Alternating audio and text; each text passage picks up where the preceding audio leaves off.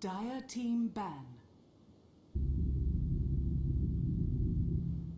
Greetings and salutations, Dota fans. Welcome back if you waited through the break, or welcome in if you happen to be joining us for the first time today. No matter the case, thank you so much. No matter where you happen to be, morning, evening, or afternoon, thank you for making us a part of your broadcast day. Leading things off with our second series of the day, going to be Team Liquid taking on Mouz Sports here in the winner's bracket. Loser will drop down into the lower bracket, so not into elimination territory yet, but still going to be a fun match. Now, how can anyone not enjoy watching Mouz play with a storied name in esports and a blue-collar work ethic and play style as much so as you'll ever see in the scene? Mouz has been the bad news bears of Western Dota dating back to late 2012. They've consistently found themselves in unfortunate situations with their roster, first losing Sing Sing and having to reform their core, and then losing their captain Kuroki to Navi not long ago. Through it all, two things have remained consistent. Black farms like all hell, and they still find a way to win.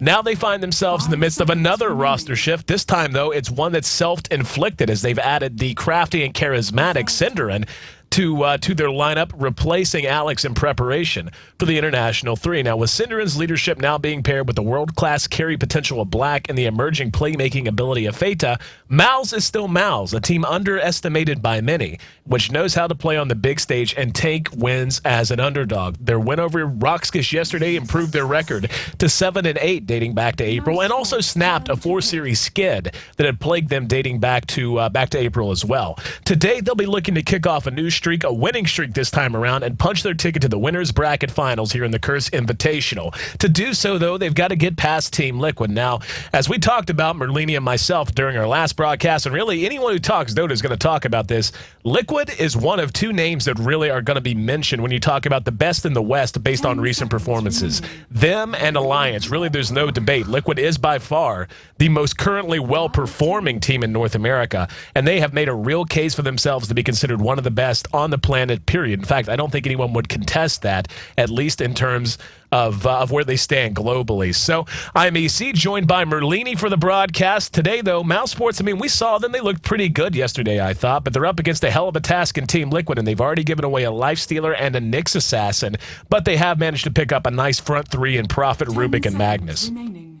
Yeah, Liquid hitting their stride today, and we see the respect ban from Mouz. You rarely see Clockwork banned out in the first phase, and that is definitely a particular ban against Team Liquid. We saw Bulba's Clockwork just working out perfectly for them in their earlier series, and Team Liquid opts for a first pick Lifestealer. Again, they're not a team that's too worried about a Magnus. We saw them handle Magnus quite well in Game 1 and Game 2 of the last series. So again, they pick up Lifestealer first in trading Magnus and Nature's Prophet. Nature's Prophet, another one of those Bulba heroes, and Team Liquid has yet to draft for him. And we see Nyx and Shadow Demon. Nyx has waxed and waned in popularity as of late, and Team Liquid seems to put him on the higher tier. We've seen him like banned in the second phase yesterday, but I still think he's a first tier pick, especially if you can get some early levels on him. Shadow Demon, IX Mike, one of his signature support hero. He does very well with it, very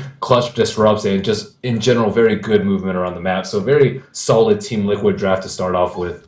100% agree, and really, I mean, this is no surprise. Liquid loves Shadow Demon. IX Mike, one of the best Shadow Demons you're going to see. Lifestealer usually played by TC. They can't switch that up. Nyx Assassin, most likely to be handled by Fluff. If I had to guess, Fluff plays an excellent Nyx Assassin. He and IX Mike swap in and out as to who plays that hero based on one of the supports they happen to have on the board. But this really just plays into Team Liquid's playstyle, and you and I talked extensively about it towards the end of Game 2 in the front-end series where Liquid got a win there. Getting past, oh my goodness, how did they play? They played, I'm having a complete brain fart. Anyway, we'll come back to it. But in their series that they won, they played a really good game. They played Empire. That's who they played. So getting past Empire 2-0, really making it look quite convincing in doing so. And it's because they play such a high octane brand of Dota. They like to run lineups. They will sit back and farm and grind if they have to. But for the most part, Liquid always excels whenever they're in an offensive position. They don't like to be bottled up. They like to have control of the map.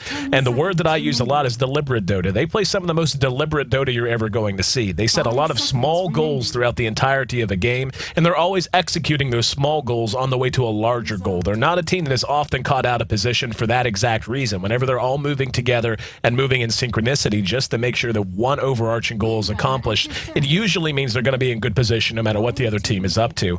So we see the bans are complete. Mouse Sports banning out that Skywrath Mage, and I think we got a good lesson earlier today and yesterday even, that Skywrath Mage is actually a hell of a counter to Magnus, able to spam him out of a solo lane. Even when he bottle crows, he just can't stand up to the pure spell spam that a Skywrath can throw out. The fact that he can silence the Magnus from a decent distance as well as blow him up with an ulti once he is silenced and slowed, very, very potent as well. So taking that out to just free up a little bit of space for Magnus. The Puck and the Storm Spirit bans, no surprise at all. Don't want to have those two carrying the Lifestealer into the heart of the fight. And we see some bans from Liquid.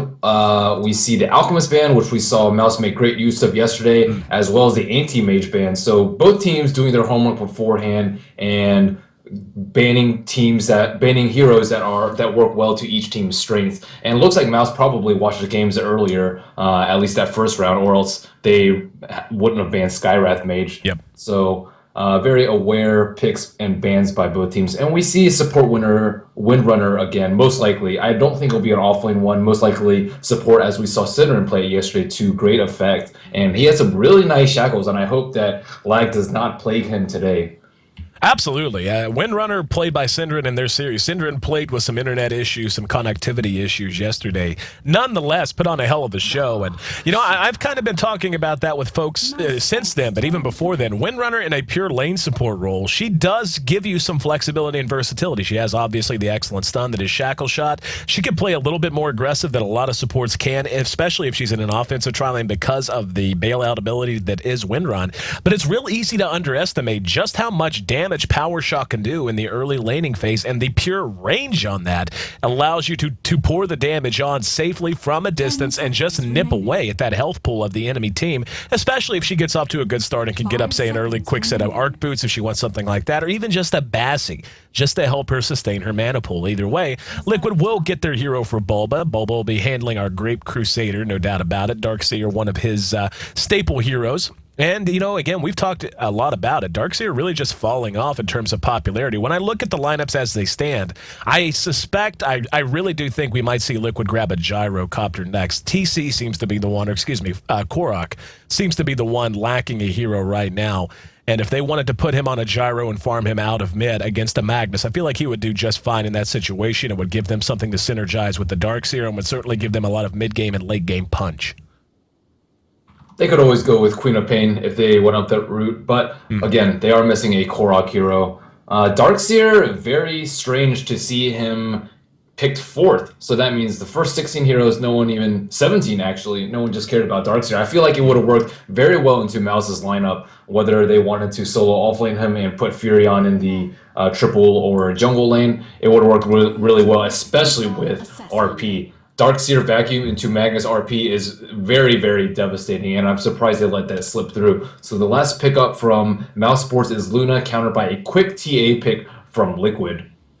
Yeah, I like the TA pickup. As you mentioned, Korok, you know, that was the hero we knew we were waiting on. Queen of Pain would have worked.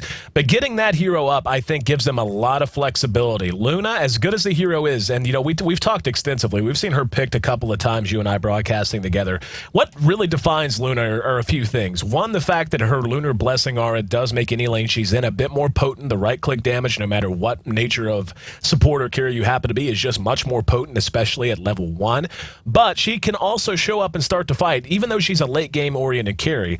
She can show up and start to fight a lot earlier than a lot of carries can. She helps her team out with that aura, of course, but because of the strength of Eclipse, so long as it's used in the right setting and in the right context, it just does so much damage comparative to many other ultimates at that level 6 to 10 window. So you can use her aggressively. She also split pushes like all hell on the back of Glaives once she does begin to build her damage up. And she has a very nice way of transitioning from the early to the mid game and on through from the mid to the late. You know, the Jackie Chan build, as I've termed it. And one of the reason, and I get asked all the time, why do I call it the Jackie Chan build? It's because depending on who you ask, everyone says it was a build invented by somebody else, but it's almost always Chinese. So if everybody else gets to tell me, gets to make up a name that it's invented by, I get to select a Chinese person too, and I select Jackie Chan. So the Jackie Chan build, though, the Tranquil Drum, Tranquil Drum, BKB approach to Luna. You can throw in an Aqualay there if you really, really want to, and so on and so forth. But anyway, with that going, what I see out of Mouz, though, is they're going to be really reliant on their Magnus, and we talked a lot about that. It's been the case in a lot of situations. But with the amount of pressure that Liquid's going to be able to pour on here, is with the TA, with the early ability to fight with the Lifestealer infesting into Nyx Assassin to get in and out of fights and so on and so forth, Magnus is going to have to hit his RPs in the mid game because Liquid, no doubt about it, will be looking to crack this game open early. Yep, and you want to go ahead and introduce the lineups while it's paused? Probably a good idea. Probably a good idea. Let's run through and see who's playing who. Let's hope, by the way, that Synderen does not have issues today. Cross your fingers, knock on wood. Hopefully you guys can hear that. Anyway, Synderen will be handling our Windrunner. We're going to have our Nature's Prophet, played by Koikva, and this has really become Koikva's speciality. They draft a Prophet very early in every game just because he likes the heroes so much, and he is an extremely effective Nature's Prophet. So this is just one of those characteristics that defines Mouz. We're going to have Magnus handled by Feta. He's setting up shop in mid. No surprise to see Black in the one carry role, playing on our Luna, with Rubik going to be handled by Pos. On the other side of the river, we're going to have TC farming the Lifestealer. TA going to be handled by Korok. Nyx Assassin will be played by Fluff. Darkseer, as anticipated, will be handled by Bulba. And Shadow Demon going to be played by none other than IX Mike.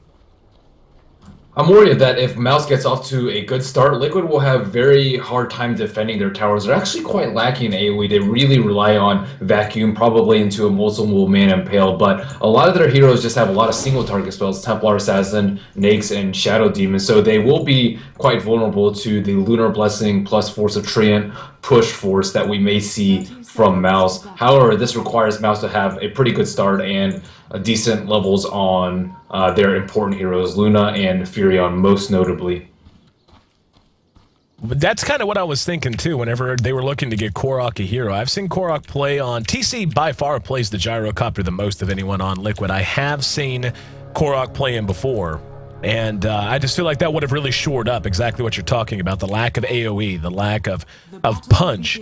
But what I think they're going to end up doing is playing much more of a pick-and-push style. They're going to look to take over the enemy jungle very, very quickly, very early on. Looks like they're actually going to solo TC as he's making his way to top all by his lonesome. And, you know, this is just becoming what you can expect out of Liquid. Liquid loves to offensively tri-lane, especially on the Dire side.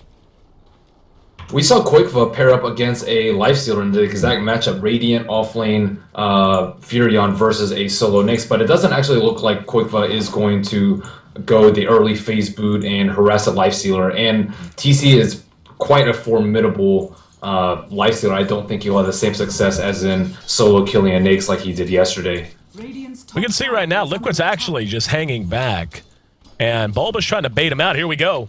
Manages to draw him out. There's the telekinesis spin on Darkseer. Darkseer uses the Ion Shell. Now they reveal themselves. There's the disruption. Impale will be there. What a shackle! Bails Black out in a big way. They still managed to catch him. Oh, Synderen did his absolute best. I thought for sure he was going to buy just enough time for Luna, for Black, to make it away from the incoming Impale, but not the case. So Liquid, with a little cloak and dagger routine, adds first blood to the board in quick fashion. That is a very, very smart play from Team Liquid, and Mouz really has to be careful. From their point of view, there's only 3 heroes on the map, and the 2 supports could be anywhere. They have a ward right here, so they know that Magnus is relatively safe unless they smoke gank, but doing that, going very aggressively and blowing a couple spells on Bulba early just set them up for a nice first blood, but very nice for them to sit right there. That was a great play by Liquid there. Really was. Just really... Friendette. I'm pretty sure you can turn that off, or just don't log on. I'm offline on Steam basically all the time because of that. There you go. Cyborg Matt, who is joining us, he's in the peanut gallery for this series. He letting him know you can turn it off. But anyway, so talking about this offensive tri-lane, obviously a good start, not the best start for Black, good start for Liquid. You know, if you're in Mouz's shoes, Merlini, break down what your approach is to trying to at least maximize what you can get out of this situation. Well, this camp actually is not blocked, so it shouldn't be terribly difficult for Black to farm. Yeah, sure, he did give up first, but he immediately TP'd back to lane and is still getting some sort of farm. Bulba, as Darkseer, he's very, very good at harassing melee heroes, but luckily Luna is not. And as long as they can pick up some levels on our supports, it shouldn't be that big of a deal. But they are getting pressure really heavily already. There's a disruption. Soul Catcher. Bulba's there, ready to do some damage. Shackle does not latch. They do manage to telekinesis Bulba back. Now he's going to turn and go after Black. Black eats another Impale. And Black's going to end up dead here. Horrendous start for Mouz. It's one thing to lose 2 deaths in this lane to begin with, but they've lost Black twice in a row now, including 1 First Blood. Looking at the rest of the lanes, we can see Korok's going toe-to-toe with Mouz, and Fada's doing quite well for himself, 9-9, but that should get more difficult as time wears on. Up here, we can see TC is being contested by Koikfa, but Koikfa not doing the best. He's actually way down there, and yeah, he's just going to bail the hell out of dodge. Yeah, things are not looking good for Mouz. They banned the difficult to kill heroes, for example, AM, which we know Mouz likes to run very often. And now we see Luna's weakness. Luna doesn't have any good defensive ability. She has great offensive capability with Lunar Blessing and that beam, but she has no defensive abilities, no spell shield, no blink, no backtrack, no juxtapose, nothing like that to save her from an early death. And Liquid exploiting this to the maximum.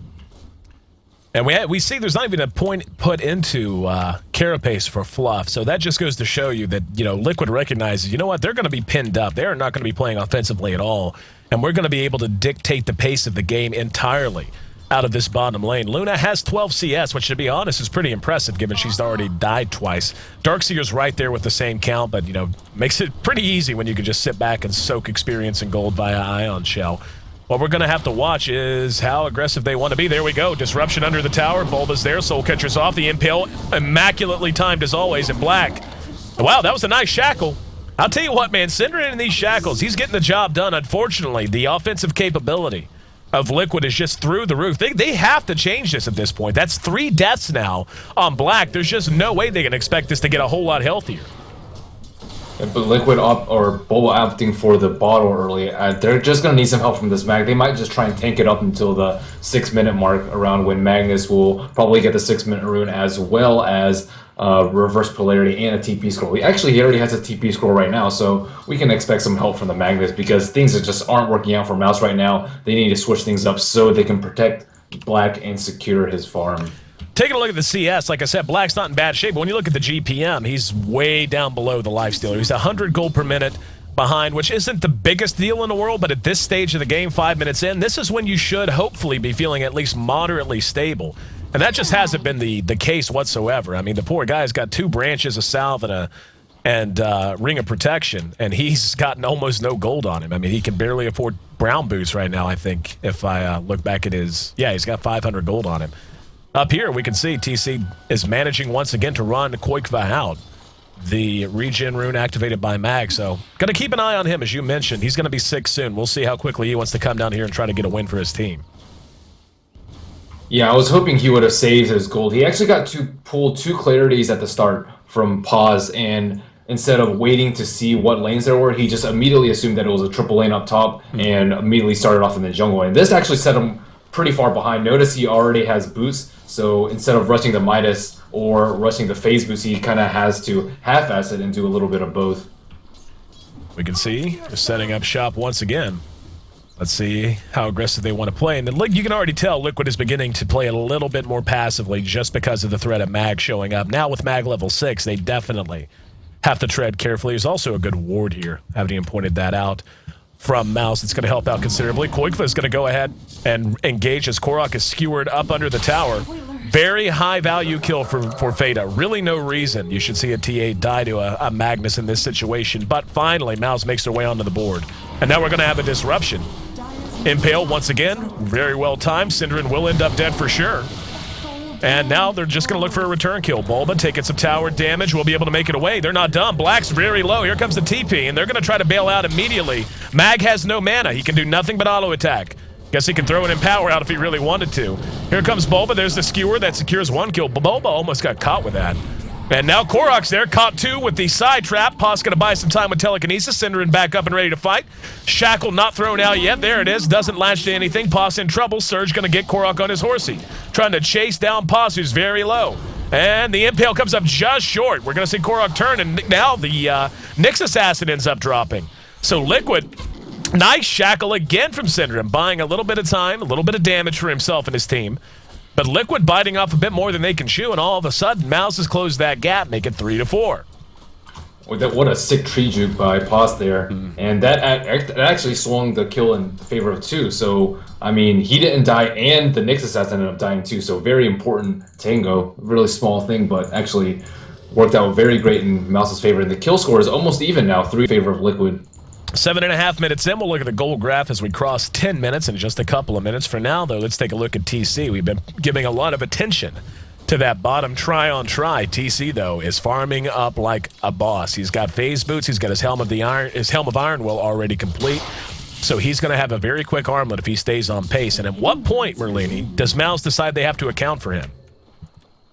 Well, I think they first things first is securing farm for Black. They just have to leave him alone, and both solo heroes are forced to rotate bottom, or not really rotate bottom. Quickfire had to use his ultimate, but Fate is really important for Fate to get his Arcane and Blink, which he's well on his way towards, and Black to get some sort of items, Phase or Tranquil Drums, as you stated earlier. But those are more important. If they don't have any farm on Luna, they're going to lose a game, even if I see the solo RP. Yep, RP on Korok. He's got help coming up. Korok's going to end up dropping for the second. Oh, he melds. Is there no detection? Here comes TC. Wow, Korok just went to move for no real reason. Korok's there. Now, though, here comes the Cavalry. They're going to try to kill off the mag. Good target to have. Can they catch him?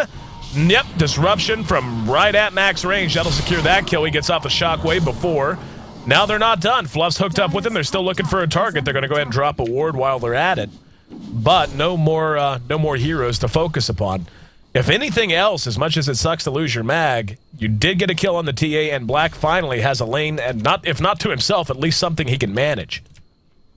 Yeah, great rotation from both teams already. Already 9 kills in 9 minutes, and we see Quickfire TPing on bottom lane, probably trying to kill Bulba right now. Bulba has enough for a surge, and he's going to go ahead, chop his way through with a Quelling Blade. Very wise pick up there from Bulba. You know, it's one of those things. Hold on, we're going to see a skewer now on Fluff. Pasta is there as well. Spins the impale, will be cleaned up.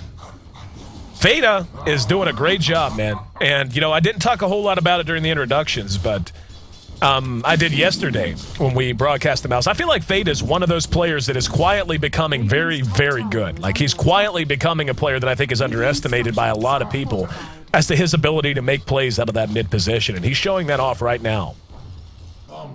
What I like about Liquid is that they're extremely flexible. Notice that they use Darkseer in a triple lane. First off, that's quite unconventional. And then this Quelling Blade pickup, preemptively, most Darkseer just rely on Vacuum to break down the trees and run away. Yep. But he didn't have any mana for it. And if it saves him 1 death, it has already paid for himself. And it's a very unconventional pickup, right, but it's actually very important for him. On a Darkseer in particular, because Darkseer is, oh, hold on, Pa's going to be caught with a side trap. He's going to spend telekinesis, and yep, here comes Mag again, trying to get into position. Going to miss with the skewer that time. Here comes Fluff, ready to re-engage. Quickfire has very little mana. Fluff going to think twice and turn back around. Carapace baited out by the animation canceling on the shockwave. In the meantime, Liquid will take a tier 1 top, but Black finally can breathe a sigh and say, you know what, I get a little farm. Radiant's top tower has fallen. Yep, and this is pretty much how Mouse usually plays, 4 protect 1 strategy, and now that Black's farm is secured, they're free to go around the other sides of the map. But again, first things first, for Mouse is always secure Black's farm, and that is the most important thing for them to do in the first 10 minutes of the game. Someday, Feta. That's one thing Feta does. Just wind up and do the RP for funsies. He's gonna slip and miss, and you wait and see. He's gonna spend an RP. He shouldn't. It's going to happen. Anyway, we got supports here on both sides. And Fluff, I think, may have been spotted by the vision of the creeps there. If not, it was very, very close. And yeah, Mag does pull. Now here he comes again. Most likely going to see some attention given. Syndran now soaking up a little bit of experience and some gold off of some solo lane farm of his own. We are at 11 minutes now. Let's look at the gold graph. 3,000 to the advantage of Liquid. That, of course, helped out a lot. Not just, I mean, they were even in kills, but helped out by the tower death as well as just superior farming and everything else. The experience, though, still very close. So Mouse is behind, but it's not as if they can't turn it around. TC is looking very scary right now. Phase, Armlet, he's going on Black right now. Armlet already done, prompts big reactions, and TC, oh wow, the creep actually eats the shackle shot. TC is going to be able to make it away, it would seem. And Bulba going to be caught with a skewer. There's an RP. TC's there, turned around for a minute, but really can't accomplish much of anything. He has an infest. If he wants to play a little brave here, everything's off cooldown. Doesn't look like he's going to take the chance. In the meantime, here in mid, Liquid unable to get anything accomplished. Poss not going to be picked off or anything like that. So Mouz, for the first time this game, takes a kill lead. And good play by Foss. He's actually managed to catch up in levels. He was having a very rough start trying to protect Black at the start, but he's managed to be level 6 and steal the psionic traps from Liquid Korok, which is actually pretty useful. He has 2 up in mid, and they're pretty much free observer rewards. Or weak observer rewards. TC laid the trap, was actually infested into a creep, and poor Black actually selected that creep to auto attack first. And Shadow Demon shows up. Now Korok's in trouble again. Korok is not having a good game. He does a bit of damage before he drops, but drops nonetheless, and this is just not his day. We can look at the kill score and see. Yeah, he's sitting at 0-3. The only person having a worse day than him, fortunately for Liquid, is Black, who's currently sitting at 0-4. Yeah, really creative use of the Infest. You don't see that too often. Most of the times it's used defensively, but it can be used offensively. So that will secure a kill on Black as well as a T1 tower on bottom. Although, oh, nope, no 4. That is from Dire side. Managed to take down the tier 1. The tier 1 bottom going the way of Liquid. Mouz trying to do some hanging and banging on the tier 1 mid. Not going to happen, though, as they did have the glyph. 7-6. Mouz has a kill lead. And Liquid, smoke. Yep, Liquid looking to turn that around as they do smoke up just behind. And yep, Mag's going to be the target. He eats the Impale. There's the Demonic Purge. He's going to try to skewer. He actually gets Fluff up under the tower, but he has Carapace activated. So they do get the kill. As Purge wears off, Fluff barely able to make it away. In fact, he'll be... Oh, what a shot! Synderen from across the river. Just about max range. Hitting the bullseye. Now, his team comes looking, or the enemy team goes looking for revenge. He's going to be vacuumed back by Bulba. And there's a shackle, but he does drop anyway. Max range power shot. Synderen showing off the aim. 8-8 after that exchange. And although the kills are even, it's definitely in Liquid's favor right now. They have almost a 5,000 gold advantage, and that'll be even greater if they manage to take this T1 tower mid. But Mag has TP mid to try and defend this tower. Oh, but Liquid TC is coming in. There's a disruption. Now he's going to skewer up to the high ground trying to get away. And just being able to force him out of lane, even if just momentarily, should buy them enough time to get some damage done. He does have RP done. He is 800 gold away from Blink Dagger. Blink, an extremely important item to him. Korok in the same boat. Really needs that Blink Dagger up. Korok's the type who will skip Blink Dagger and go drum sometimes. And with that Bracer already in his inventory, as well as the face boots, he very well might do that. We're going to see Fade once again engaged upon by Bulba. Shackle shot going to catch them both again. Power shots there, as is the RP. Skewer down the low ground, right into the clutches of the enemy. There's a Sprout that catches two, but now the re-engagement. Here comes Luna, pops the Eclipse. The damage spread out, most of it eaten by Korok's Refraction. Koikva trying to make a run for it. Poss is alive via Refraction, which he stole. Korok, once again, gonna drop. Just having a rough day, and the shackle is going to be thrown. Doesn't latch, so the re-engagement not going to be there. Power shot that time off the mark. Flew just a little bit south. At the end, though, make it 2-2, a 2-for-2 trade. They end up going TA for Luna and Mag for Darkseer. But yeah, I mean, Korok right now, I understand. If he wants to just go drums, I could get behind it. That Blink Dagger feels further and further away. Dire's top tower is under attack. You cut out there for a second for me. Not a problem. Sounds like we're all good to go. But yeah, I mean, we're 16 minutes in, and we can see that Korok playing just very aggressively. He has 1,600 gold. I think he's saving for Blink Dagger, but not positive on that. He tried to kill Paz, but Paz with a very clutch spell steal on that Impale, able to kill him at that T2 tower. Absolutely. And what I had just said that as well, is Korok is a player who on TA will just flat out skip a blink if he wants to. He'll just get up a set of drums. He could afford that right now if he wanted to, so chances are he will be getting a Blink Dagger. But, phase boots, for the longest time, the most typical item on a TA. Beginning to see treads make a comeback now just because of tread toggling and how that helps with refraction, costing more mana. But anyway, Roshan the target, mech being completed, now being used. That is going to be a very dead Roshan early on. 16.5 minutes in Liquid, adding to their lead. Now we're going to have Synderen caught out. There's a shackle again that catches a couple. Bulba trying to pursue. He's got vacuum. He's going to go ahead. Yeah, he's going to go for it. Surges himself after him. And there he sees him. He's got two targets he can pick. Yep, got them both together. TC is going to try to capitalize. There's a side trap to slow down Paz, and he will be cleaned up. TP reaction going to be canceled out. And there's another shackle that catches Korok. So he's locked down. Power shot does some damage. No other follow-up, though. Tell you what, man, I think Synderen's found his hero. Yeah, these shackles are very, very good. Unfortunately, they can't capitalize on it. Mag is still trying to farm his blink, and that was a fight that they definitely could not take, especially with Rubik down. So they're just choosing to farm with the meantime. Looks like Black is going for a BKB rush and perhaps skipping the drums. I don't know if the Ogre Club was just picked up for survivability, but we'll see whether he builds drums. 22 kills on the board, 12 of which belong to Team Liquid. Close on the scoreboard, but the golden experience graphs tell us it's a little bit more of a one-sided affair. The experience still relatively close, about 3,000 in favor of Liquid.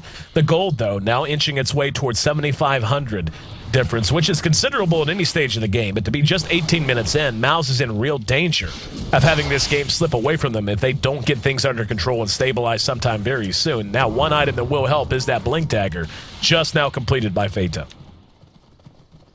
And as well as the TA he has in his inventory, as well as 280 gold in the bank. One thing about Liquid is they really exploit weaknesses and play to the strengths. For example, they're Dire and they have TA. This means that this Roshan went down very, very early. They know how to capitalize on their lineup, which is something that we don't see all the time from all these competitive teams. It looks like they're trying to get a kill on bottom. Feta is running away for dear life. He's under the cover of an invis. Bulba gonna be there and doesn't see anyone. Black was there to try and help out as well, but the rest of Liquid is hooked up and they're moving through the other side of the jungle. Now they're gonna be spotted. And a shackle again catches Fluff and Bulba. They're gonna follow it up. There's an RP spin out. Here comes the rest of Liquid, though. Disruption gonna save him from the RP. Bulba still up and standing. Black is gonna be bailed out. No, never mind. Korok showing off his Blink Dagger for the first time. Gets on top of him, now laying into the supports. Pos is in trouble. Synderen on the back. Koikva gonna be caught with open wounds.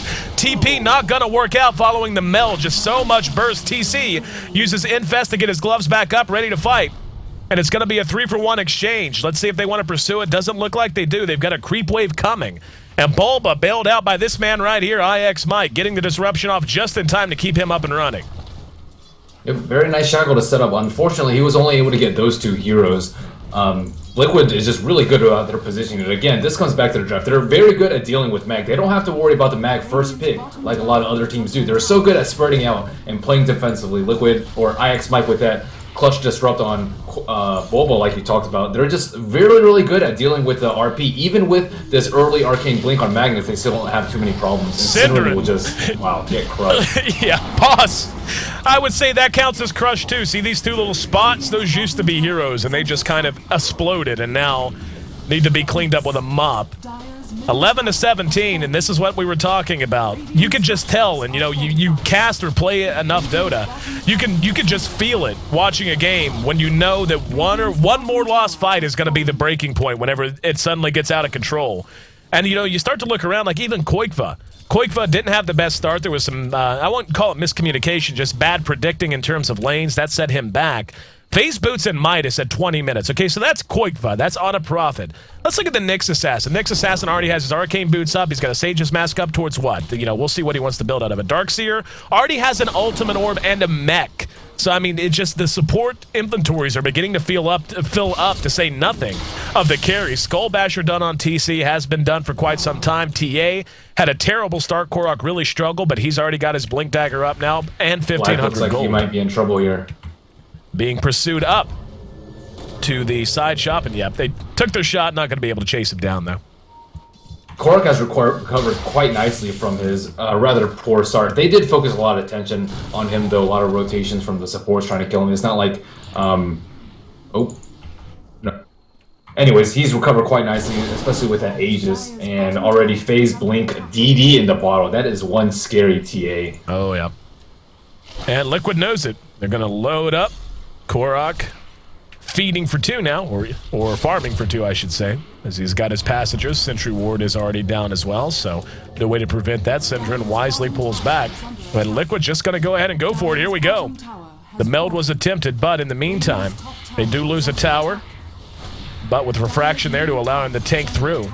They may just go ahead and set up shop here. Black still trying to find what farm he can. He's falling pretty far behind. 21 minutes in, he has less than 100 CS compared to the 126 of a Lifestealer. It's been spending more and more time roaming around the map.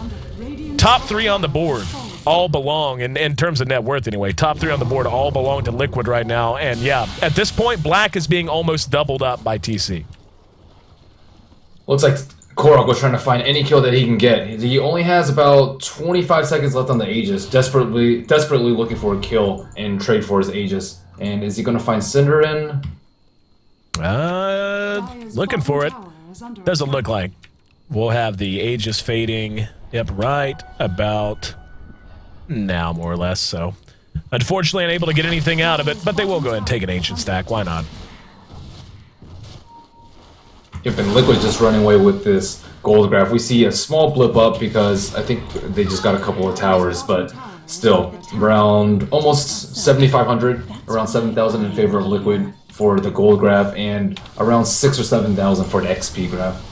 Just saw Cinderin get blown up, by the way. I got there just in time. He basically ate 2 auto attacks. He ate a meld and he ate a right click from TC, and he was dead immediately.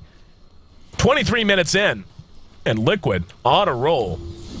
Perhaps looking to clear this map of its last remaining outer tier tower. Here comes Bulba. He's going to steal Rage, and he's going to use it immediately. That actually might save his life. Nope. Korok too quick. There's a good skewer, though, and the RP going to be spent on Korok. Poss is still up and running, but he will be cleaned up by the Demonic Purge. And now, Korok able to retreat. Black wants to fight. Doesn't really have much to hang his hat on in terms of inventory. He's got up his drums and his tranks, still way away from that BKB. Could afford to buy the recipe right now if he wanted. That's about it. And again, Korok takes on a passenger, and they're going to go for it. He's going to jump right on Black. Impale, Katu, gut vacuum, and see you later. That might just be that, really. They didn't have RP to begin with. Now Mag's down 42 seconds. Liquid can very easily take this and maybe push through to a tier 3. And nope, they're just going to back and stay solid. Don't blame him for that at all. The Assault Cuirass is going to be done on TC, basically in like 300 gold. So, yeah, you could say they're a little ahead, a little bit.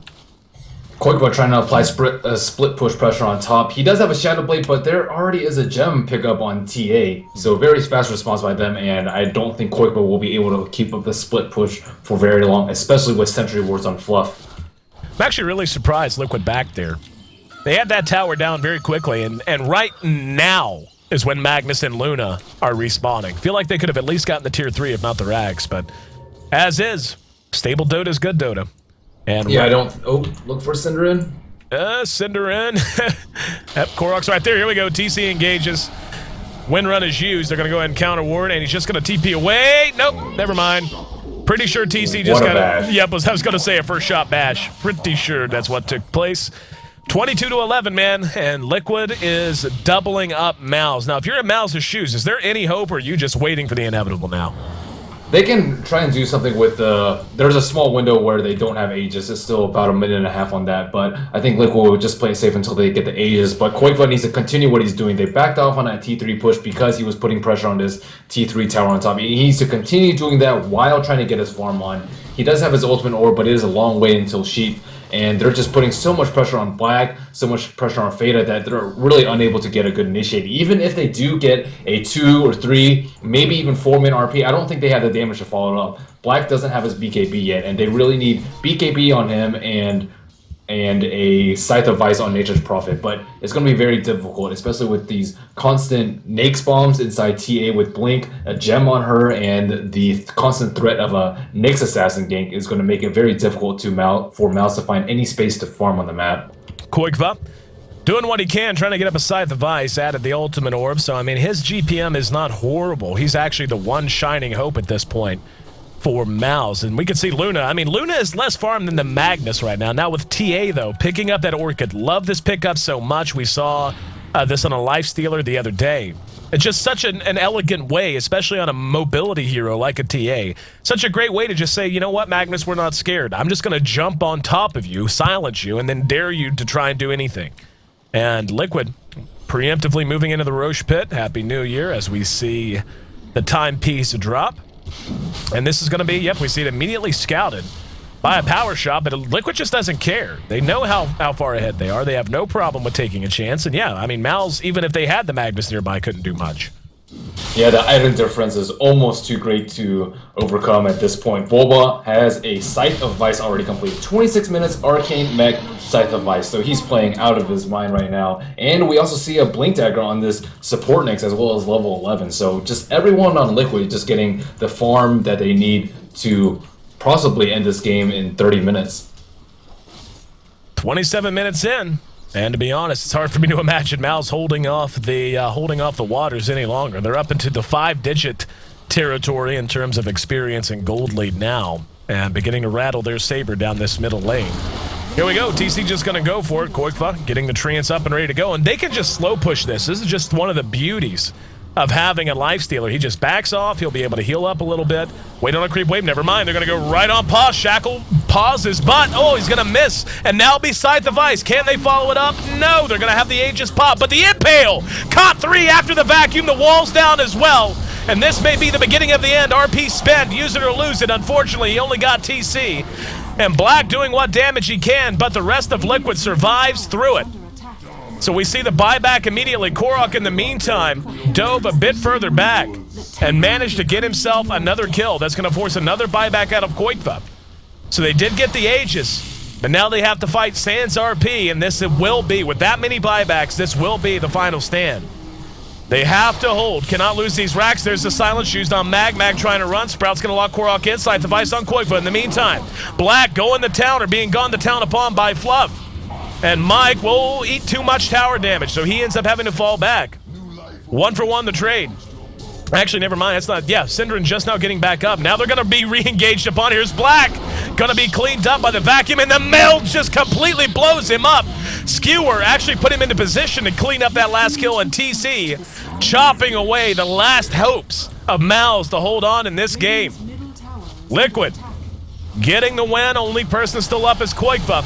So they're going to get at least 1 set of racks. And honestly, I'd be surprised if Mouz didn't just GG. The difference now in golden experience way too high. Korok actually picked up an Orchid. Pretty smart pickup by him. Allows him to kill Windrunner with ease, as well as shut down Magnus. That Rex is gone. Yep, no GG yet, so will still be a game. I'm a little surprised, really. And, you know, if you want to play it out, you want to play it out. I guess they just feel that confident in their late game carry potential against Liquids. And, you know, can't blame them. 30 minutes in, would seem that it's all over but the crying. But Mouz not giving up the ghost quite yet. 14,000 gold, 20,000 experience, separating the two teams. And right now, they have the 3 top farmers on the board. Darkseer and TA tied up right at 12. 16,000, the big number. And yeah, I mean, what can you do? The Lifestealer is going to be tripling the Luna before long. Yeah, Mouz is just in a very, very dire position. Korok has so many items up right now. Shadow Blade and Orchid completed on him, as well as that Phase Blink that we saw earlier. Feta looking in bad shape. Fluff poking around under cover of Vendetta. And yep, up here we're going to see Feta cleaned up by Korok. Thought I was following Fluff as I thought Fluff would catch up, but the damage output from the TA just a little bit too strong. So TA cleans it up by himself. 30 minutes in, we've got 43 kills on the board, 31 of which belong to Liquid. TC, Bulba, and Mike now down in this bottom lane. Looks like they're ready to go ahead and apply some pressure. Mag is down for another 30. He does not have buyback. So the rest of Liquid wants to try and hook up they can. Black and Koikfa in the meantime going to try to split push, but Korok and Fluff are on their way to try and cope with it. There's the Impale. Scythe of Ice is there, and yeah, they just used every ability in the entire game to kill him off. They did it immediately. So that's Luna down for 47. The immediate smoke up off of Liquid as they look to hook up here in bottom lane and seal this game up. They do have a buyback on Black, though. He did not buy his Mithril Hammer, so he still will have buyback in case Feta gets a really ridiculous good RP. And here we go. Liquid is going to go ahead and engage past the tower. Beautiful, beautiful vac. Just look at that. It doesn't get a lot better. Yep, and the GG immediately comes out. Couldn't even call it out. Vacuum into the wall, into the 3-man Impale. And Liquid rolls to a sub-35-minute win as the GGs are called. Tell you what, man, you know, I've seen Liquid struggle some in the past couple of weeks, you know, dating back. I mean, they came out of the lower bracket of the G1. But then you have days like today, playing against Empire, now against Mouz. And, you know, it's just, they play so good. I mean, it's just absurd how tight they play. Yeah, their momentum, their ability to gain momentum and create pressure everywhere on the map is just insane. And Even if Korok has like a bad game, they have to worry about TC, they have to worry about Bulba, and as soon as you try and focus on other heroes, Korok will just come back and crush you. And that's the strength about Liquid's lineup. They have so many playmakers, so many good players on their team. You just can't keep everyone down. And if you let go on one, they'll just crush you as a whole, and they just ran away with it. Kill score was actually in favor of Mouz at one point, and now it's a whopping 35-12 as the final game score. 32 minutes, 1 second, the final official game time. 35-12, the final kill score, and Liquid rolls past Mouz here in game number 1. They've already won 1 series today, looking to make it 2 in a row, looking to make it 4 games in a row if they can 2-0 Mouz. Mouz, though, no strangers to the underdog role, going to be looking to battle back and give us a game 3. I'm AC, joined by Merlini for the broadcast, and you're tuned in to the Curse Invitational, powered by Alienware. Stick with us, guys. Game number 2 of this best of 3 coming up next.